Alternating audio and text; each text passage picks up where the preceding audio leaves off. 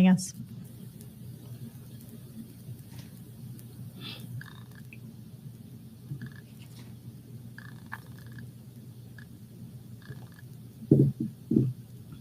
Round of applause from Christopher, cheering section. Yeah. Kristen says, great job. Thank you.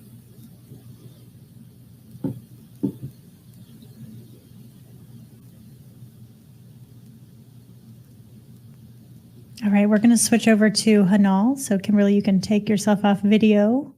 And Hanal, if you can come on, we are ready for you. Perfect.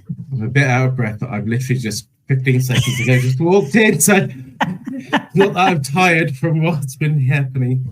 That's okay. Yeah, I love it. This is a great example of during coaching, you don't know what comes before this or what's coming after. So let's take a deep breath. I invite you to take a deep breath. Let's just get really present in the moment. All right. Is there anything that you want to design before we get started today, or anything you want me to know? Like Kimberly, I am entered into the sphere of coaching, following in your wonderful example, Kristen. And it's getting through the journey, shall we say. I love it. Having to market yourself, which is something of a new realm for me, because it's normally marketing the business that I've had previously. Now, I guess the focus is on me, which is different because I'm a semi-introvert, shall we say. I like to be behind the scene. I was in the kitchen doing the cooking. When it was meeting the guests, my wife would be the one that would go out. So it's a new skill to learn, shall we say. Okay. What does marketing yourself mean to you? It means telling people about myself, telling them about who I am, what I can do, and how I'm able to help them. Tell me about yourself.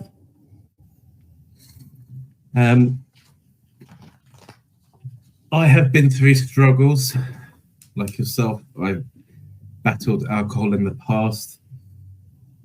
Having written my story out just to see where my challenges have come, kind of like, wait, how have you got here? How have you not self-destructed? How have you not blown up? And from standing out and looking at yourself, you kind of feel you have that strength, you've got that determination, you have that willpower, and it's I guess you could write a book about it. As they say, everyone's life is a story, isn't it? Yeah. What's your story?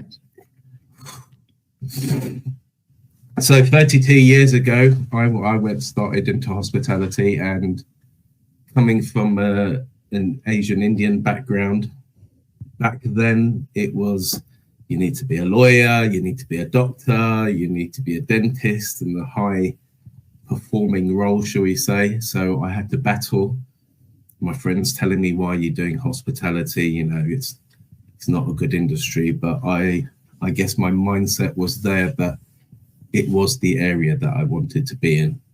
You know, for me, it's Hanal wanting to make happiness in hospitality. That was my thing, because hospitality is about bringing smiles to people's faces. So I battled that. I managed to push myself to work as an assistant night manager at 22 years old by night and study during the daytime. My biggest challenge, shall we say, was at 29, having to end my marriage because my ex had cheated on me twice. My dog died on my birthday. My dad was in hospital for 6 months and died the day after he had a successful heart transplant within 11 months. So all that happened within 11 months. And the biggest push I went after that was about 7 months after that. I decided to go abroad to volunteer and teach English to orphans in a completely different country. And that was, I guess, to kind of find yourself a little bit and get away from life's pressures. Had my business, got married again, had my business. The year my daughter was born in January, in October, I was in hospital because of alcohol abuse. And I think it was the doctors telling me that you're lucky to be alive. And the one thing I take from that year was, it was the year I became a father, but it was also the year that I didn't want my daughter to not have a father. So 7 years sober, which a lot of people keep saying that you should be proud about. I kind of don't see anything so big and wow about it, but as you know, being in hospitality, you're surrounded by it. The pressures, come home, have a drink, you just want to unwind. You just see that drink as an unwinding thing, but then it becomes a battle because you're just doing it constantly. Yeah. And then having to close my business at the end of December 22 because of raising rent that the landlord increased on.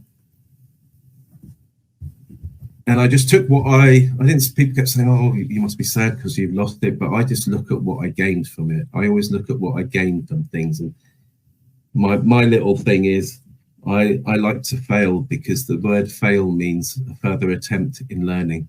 And if I have that in my brain, you're not scared to sort of fail. Taught apprenticeships, hospitality apprenticeships, because for me, it's always about giving. In hospitality, you just give to people, don't you? You want people to succeed. At the end of February this year, I decided to give that up. I could see my mental health was suffering.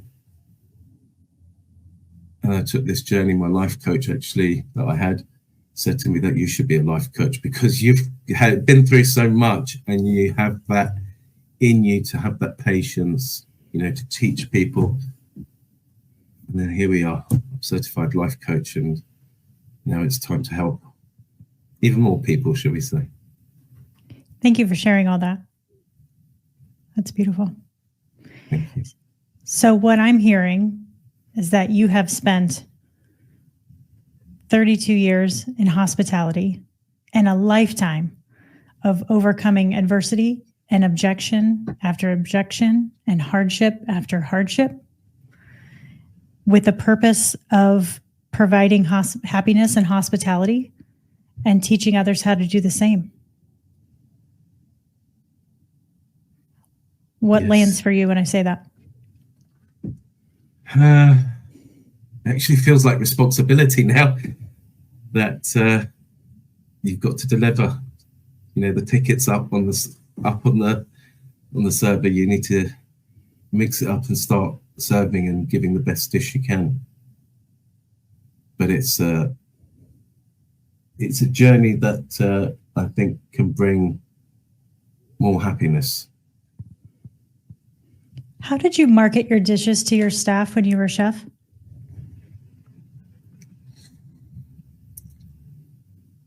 The main ingredient, I guess, we always put into it is love.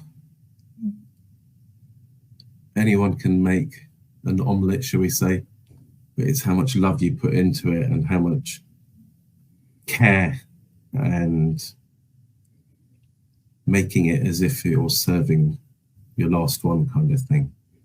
What was your favorite dish you created? It's hard to say, to be honest, because each one is special, but I think it was the omelettes because we made such a different mix of them, and I don't eat eggs.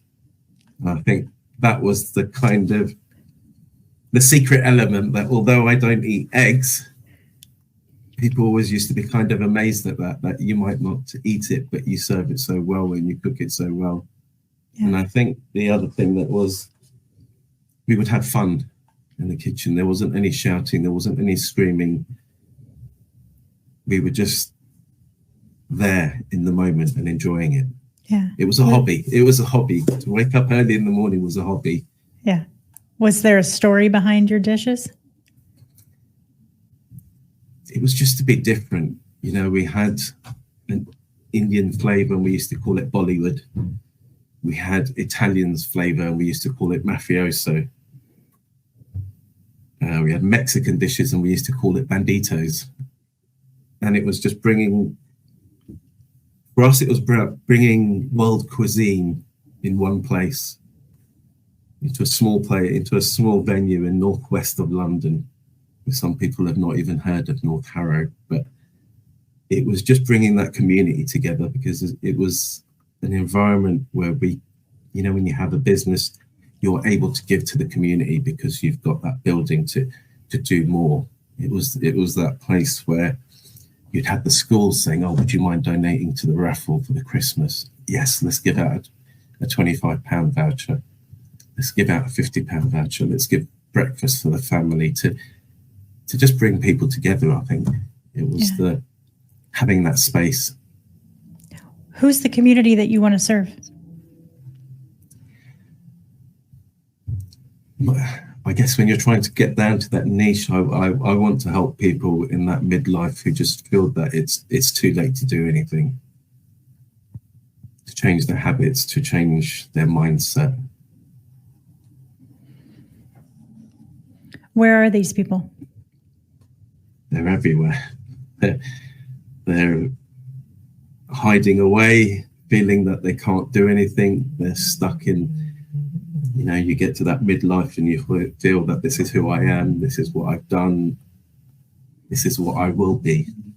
Whereas I believe that no matter who you are, no matter what you do, it's how you change your subconscious mindset to say that I can do something different. And I know, because I guess I practiced on myself to say, if I can change my mindset, if I can do different things, other people can. And it's giving them the tools, giving them that empowerment, being that cheerleader, being that person that's pushing them up that hill, up that mountain when they feel that they can't, they want to rest, they want to stop. How do you want to connect with these people?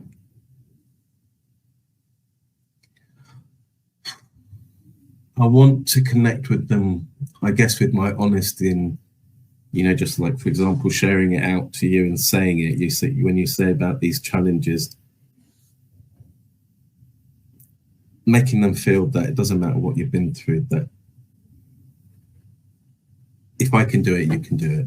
You know, there's, I personally, I don't, you can feel a bit of shame. I guess some people feel that, you know, I was an alcoholic and you know, it's a kind of taboo thing, but I'm always of this belief, if you can help one person by being honest, you've kind of succeeded in your job. Obviously, I want to help as many people as possible, but just want that belief, people to have that belief. Yeah. How have you already helped people? Listening. I think, you know, we all say that we can actively listen, but just being there for somebody to listen to them and to help them understand. And patience. I've got an 8-year-old daughter, so I've got practice in patience. You know, there's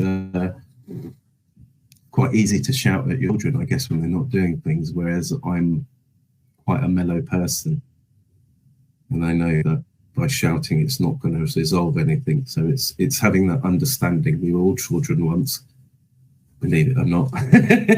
And I know that, you know, we go through life and we copy our parents because that's what we know, whereas there's always a different way, and it's just showing that. What's the way forward for you? The way forward is just this last week, you know, trying to get my my website together now, taking that next step. It was before, when you have a restaurant, you know, the first thing you need to do, let's get a website up, let's get a menu up, let's get the hours of opening hours and showing off the dishes. Whereas this has been a learning curve where that was my first thing that I wanted to do, let's get a website up. But then I said, hold on a second, I need to learn the skills. I need to get that confidence, because especially when you've been in hospitality and you've been in that leadership role, everybody's looking up towards you because you've got every single answer possible. Whereas this being a learning curve, I've had to kind of step all the way back down to that bottom of the ladder and take one step at a time. Yeah. And as I said, my coach has told me that you're ready. You've got that skills. You know when to pause. You know the questions to ask, and it's now moving forward. I guess it's just, you just want to help people. Yeah. So if we take it back to the restaurant days, you've got your menu, you've got the building, you've built the foundation. How are you going to get customers in the door? Talking to people, networking, getting it out there, telling people who you are, and what you do. And just passing on that message that maybe if you're not ready for coaching, if you know somebody that is, that you're here to help them. Yeah. Where's the opportunity for you to reconnect with the people that you've already impacted in your existing network? It's literally just going through my phone book, I guess, and just calling people. You know, I spoke to somebody in hospitality, and I would like to help people in hospitality, because especially in the UK, hospitality at the moment, I guess, is suffering. And when you've been in hospitality for so long, it's hard to let go. It's hard to let go of it. So I really want to try and get into hospitality where I can dedicate some of my time to help people in hospitality move forward, and not just go to work and just come home and feel exhausted because you've been on your feet for 10 hours a day. And you've had to take abuse from people, and who do you let that out to? I don't want people getting into that habit of, let me open a bottle of spirits or something and just drown my sorrows. That there is another way, and if I can be that outlet, I would like to think that I can be that person to help them. Yeah, you want to help people in hospitality who are in midlife know that it's not too late and there's a way to move forward. 100%. Okay. You kind of summed it up there. Love it. Hanal, you're incredible. Your story's incredible. Your foundation's incredible. Your passion's there. You are absolutely inspiring. You see, this is very hard to take because I'm not used to taking compliments like that. I prefer to give it out to people. So it's very nice to hear that from somebody else. Thank you. I appreciate that. Thank you. Really appreciate you being here. What's one tiny step you want to take to move forward today from this conversation? I guess everyone has that sort of imposter syndrome, especially when you're trying to do something new. And I think you've provided that belief that it is possible. Having that person there to listen, to hold that space, as you say. And I think it's Kimberly said it, when you say things in your head, it's just going round and round, but when you actually say it out aloud, I feel that it gives more empowerment and more belief. Yeah, that's awesome. All right. Thank you so much. Great job, Hanal. Kimberly, if you want to come back on camera, you are welcome to, or you can stay off, whatever you're comfortable with. No.